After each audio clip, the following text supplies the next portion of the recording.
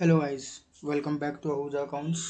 आज हम सीखेंगे कि टीडीएस सैलरी पे कैसे करता है, कितने परसेंटेज करता है, किस हिसाब से करता है और कितना करता है। ठीक है, जैसे सब जानते हो, जैसे सैलरी के ऊपर टीडीएस करता है उसको हम बोलते हैं एडवांस टैक्स, जो हम अपनी गवर्नमेंट को पे करते हैं। ठीक है, उसको बोलते हैं टीडीएस ऑन सैलरी। उसके बाद ये होता है 192 सेक्शन होता है। हर टीडीएस का एक एक सेक्शन होता है। कॉन्ट्रैक्टर का अलग होता है, प्रोफेशन चार्जेस का अलग होता है, कमीशन का अलग होता है, सैलरी का अलग होता है। हर सेक्शन वाइज टीडीएस डिडक्ट किए जाते हैं और इसको फाइल किया जाता है। इसको बोलते हैं एडवांस टैक्स, जो हर मंथ हमारा फाइल होता है। 7 तारीख इसकी डेट होती है।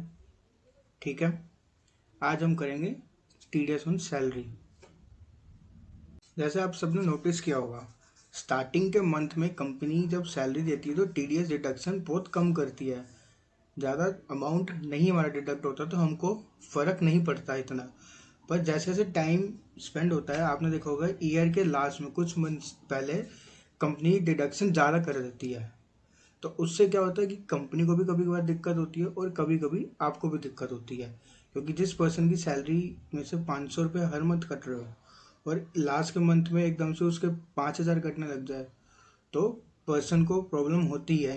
ठीक है, तो इस आज हम ये जानेंगे, इसलिए आज हम ये वीडियो बन रही है और हम ये जानेंगे कि हम पहले एस्टिमेट कर ले कि हमारा इस ईयर में कितना टीडीएस डिडक्ट होगा, कितना हमको एडवांस टैक्स गवर्नमेंट को पे करना होगा। और ऐसा नहीं है कि एम्प्लॉयर टीडीएस डिडक्ट करे जा रहा है, एम्प्लॉय का हर महीने सैलरी पे हो रही है, टीडीएस कट रहा है और आप साइड पे देख रहे हो। जब आप 1 साल बाद रिटर्न फाइल करोगे, जब मार्च के एंड में आप रिटर्न फाइल कर रहे हो अपनी, और आपको टीडीएस दिख नहीं रहा है, ऐसा नहीं होता। एम्प्लॉयर जब आपका टीडीएस डिडक्ट कर रहा है तो उसको हर मंथ रिटर्न फाइल करनी है और हर क्वार्टर बेसिस पे उसको गवर्नमेंट को टैक्स पे करना है।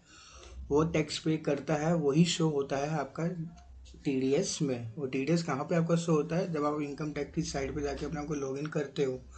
लॉगिन बना रखी है मैंने, लॉगिन की आईडी, लॉगिन की वीडियो लिंक डिस्क्रिप्शन मिल जाएगा आपको उसमें आप जाके देख सकते हैं।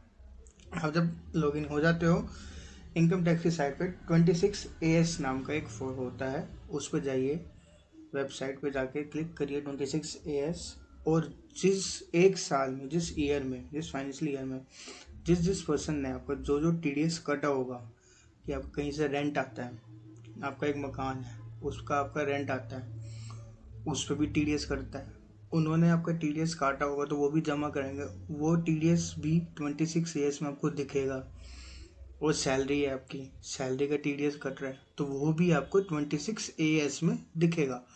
ये ऐसा नहीं होता कि सिर्फ डिडक्ट होता है और भरा नहीं जाता, ऐसा नहीं है। डिडक्ट होगा, हर महीने फाइल होती है और हर क्वार्टर पे टीडीएस का जो टैक्स है वो पे करता है एम्प्लॉय।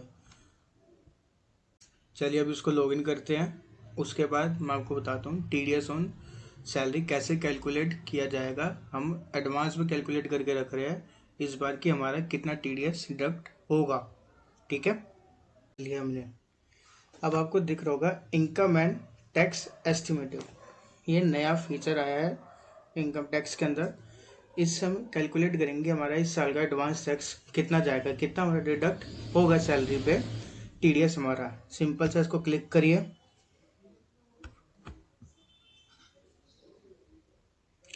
बेसिक इन्फॉर्मेशन, इस पर क्लिक करना है। इसमें कुछ नहीं करना, असेसमेंट ईयर लेना है 22, 23, 23, 24 आ रहा है, इसके अलावा कुछ भी नहीं करना। इंडिविजुअल इसलिए है क्योंकि सिंगल पर्सन का है। इसकी मैंने एक वीडियो बना रखी है कैसे इंडिविजुअल में बंदे को रजिस्टर करते हैं और ईमेल आईडी पासवर्ड कैसे बनता है, लिंक आपको डिस्क्रिप्शन में मिल जाएगा, जाके उसको वीडियो को देखिए। ठीक है, इसके सिंपल से इसको स्क्रॉल करिए नीचे, सिलेक्ट करके इनकम डिटेल्स। अब आपका जो भी टीडीएस कटता है सारी इंफॉर्मेशन आपकी इस ग्रॉस इनकम के अंदर ही आएगी। प्रोवाइड इनकम इन डिटेल्स में सिंपल से इसको क्लिक करिए। जितनी आपकी ग्रोथ सैलरी है, डिडक्शंस है, जो भी है XYZ, स्टेप बाय स्टेप ये सब चीज़ें भरी जाती है। इसके बाद ही इनकम टैक्स की रिटर्न फाइल होती है।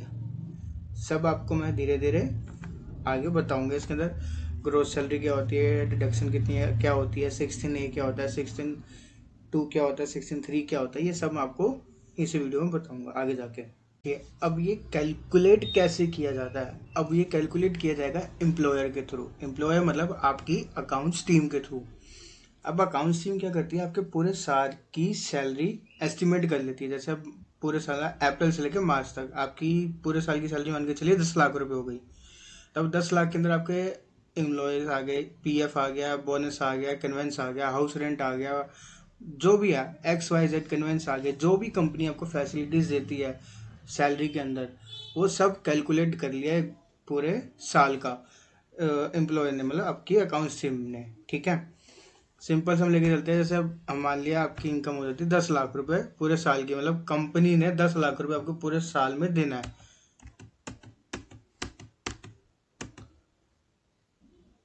ठीक है, उसके बाद होता है अब हमारी कोई डिडक्शंस होती है, जो हमारी डिडक्शंस कटेगी। ठीक है, सबसे पहले मिलती है डिडक्शन IA में ले लेते हैं हम 50,000 रुपये की डिडक्शन। ठीक है, 50,000 रुपये की। अब आप देखिए नीचे टोटल इनकम होगी 9,50,000। ठीक है, ये डिडक्शन होगी हमारी। टोटल इनकम 10 लाख होगी थी, जिसमें जो हमको पूरी कंपनी ने, जो हमारे एम्प्लॉय ने हमको पूरे साल में देना था, उसमें से अभी हमने 50,000 रुपये की डिडक्शन ले ली सबसे पहले IA में, और उससे हमारी इनकम होगी 9,50,000। ठीक है, अब जैसे आपने कहा कि आपने हाउस लोन ले रखा है, उसके ऊपर आप इंटरेस्ट दे रहे हो, तो अब आपने वो बता दिया, तो अब हम उसकी भी डिडक्शन डाल सकते हैं। अब हाउस लोन पे इंटरेस्ट पे हमको 2 लाख रुपए तक की डिडक्शन मिल जाती है। ठीक है, अब हम इसमें ले लेते हैं 50,000 रुपये, चल हमने मान लिया।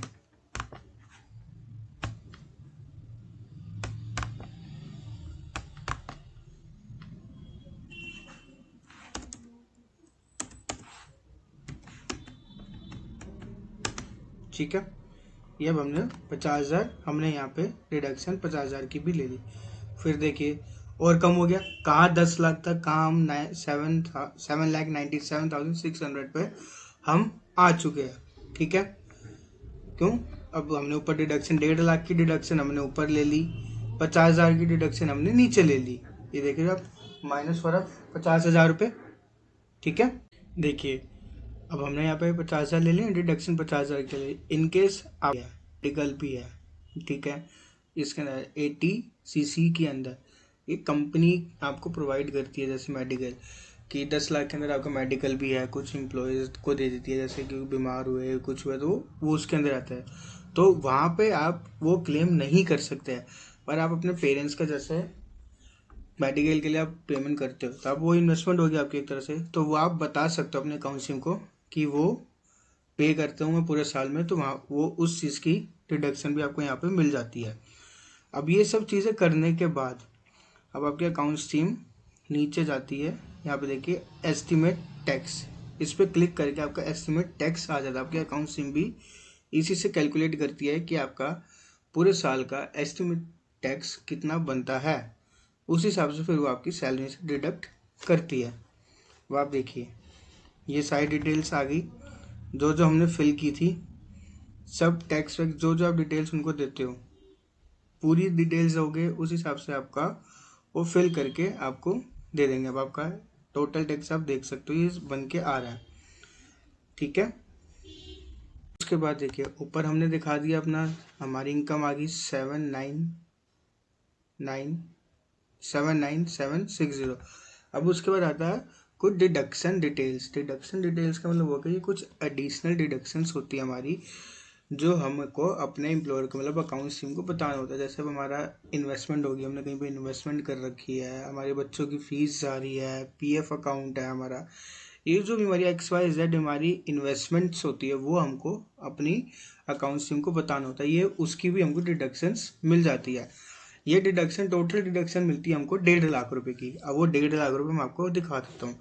अब ये देख रहे हो आप, LIC हो गया, PF हो गया, हाउस लोन हो गया, एक्सेट्रा, प्रीपेमेंट, बच्चों की फीस आ गई, ये सब मिला के अब हम इसमें ले लेते हैं 1 लाख रुपए की डिडक्शन हम इसमें ले लेते हैं।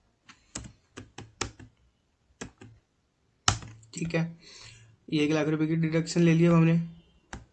अब इसके बाद देखिए, अब हम आएंगे और नीचे, अब आपने IMPS अकाउंट खुलवाया हुआ है तो उसकी भी इंफॉर्मेशन आपको अपने अकाउंट स्ट्रीम को देनी है, और उसका डिडक्शन आती है 80CCD 1B में, इसके अंदर एडिशनल एम्प्लॉयर। ठीक है, इसके अंदर भी हमने 50,000 रुपये की ले ली। टोटल अब हमारी 1.5 लाख की होगी। जैसे मैंने आपको बताया था कि टोटल हम डिडक्शन 1.5 लाख रुपए की हम ले सकते हैं इसके अंदर, तो वो हमने 1.5 लाख रुपए की इसके अंदर डिडक्शन ले ली। ओ देखिए, अब हमने यहाँ पे 50,000 ले लिया, डिडक्शन 50,000 के लिए। इनकेस आप मेडिकल भी है, ठीक है, इसके अंदर 80CC के अंदर एक कंपनी आपको प्रोवाइड करती है, जैसे मेडिकल कि 10 लाख के अंदर आपका मेडिकल भी है, कुछ एम्प्लॉयज़ को दे देती है, जैसे कि बीमार हुए कुछ हुआ तो वो उसके अंदर आता है, तो वहाँ पे आप वो क्लेम नहीं कर सकते हैं। पर आप अपने पेरेंट्स का जैसे मेडिकल के लिए आप पेमेंट करते हो, तो आप वो इन्वेस्टमेंट होगी आपकी एक तरह से, तो वो आप बता सकते हो अपने अकाउंट को कि वो पे करते हूँ मैं पूरे साल में, तो वहाँ वो उस चीज़ की डिडक्शन भी आपको यहाँ पे मिल जाती है। अब ये सब चीज़ें करने के बाद अब आपकी अकाउंट स्ट्रीम नीचे जाती है, यहाँ पे देखिए एस्टिमेट टैक्स, इस पर क्लिक करके आपका एस्टिमेट टैक्स आ जाता है। आपकी अकाउंट स्ट्रीम भी इसी से कैलकुलेट करती है कि आपका पूरे साल का एस्टिमेट टैक्स कितना बनता है, उस हिसाब से फिर वो आपकी सैलरी से डिडक्ट करती है।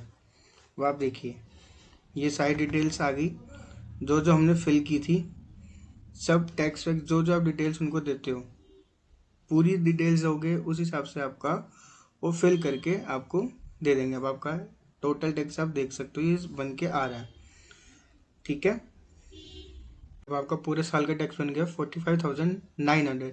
जो जो आपने इंफॉर्मेशन दी थी ऊपर, उस सबको आपके अकाउंट स्ट्रीम में डाल के आपका ये टैक्स बनता है, जो आपका सैलरी में से कटेगा 45,900। अब ये नहीं है कि 45,900 आपका इक्वल अमाउंट में हर मंथ करता रहेगा, किसी महीने ज़्यादा भी कर सकता है, किसी महीने कम भी कर सकता है। भाई जब आप महीने में 20 दिन करता होगा, 20 दिन की जो सैलरी बनी उस हिसाब से देंगे, वो उस हिसाब से PF करता है, उस हिसाब से ESI का करता है। ऐसा तो है नहीं कि आप 10 दिन गए और आपकी सैलरी दी 50,000 रुपये महीना और आपका PF करता था 500 रुपये महीना और ESI करता था 600 रुपये, पर आप गए 10 दिन वो तब भी आपका 500 रुपये 600 रुपये काट रहे हैं, ऐसा नहीं होता। ठीक है, वो किसी महीने ज़्यादा भी होगा, किसी महीने कम भी होगा। उसके बाद आप देखिए, आपका ये टैक्स लायबिलिटी 87A ये बन रही है आपकी 0। जब आपकी यहाँ पे बन रही है 0, आपकी अकाउंट स्ट्रीम को कोई हक नहीं है कि आपका वो TDS डिडक्ट करे। यहाँ पे लायबिलिटी बन रही होती तो आपको कटना जरूरी था, और ये आज 0 कैसे बन रहा है?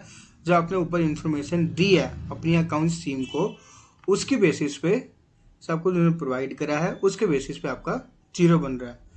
ठीक है, आज की वीडियो के लिए इतना ही। Thank you so much. Like करिए, चैनल को सब्सक्राइब करिए, वीडियो कैसी लगी ज़रूर बताना, कमेंट करना नेक्स्ट वीडियो किस टॉपिक पे चाहिए। थैंक यू सो मच, ऐसे ही साथ बनाए रखिए अपना।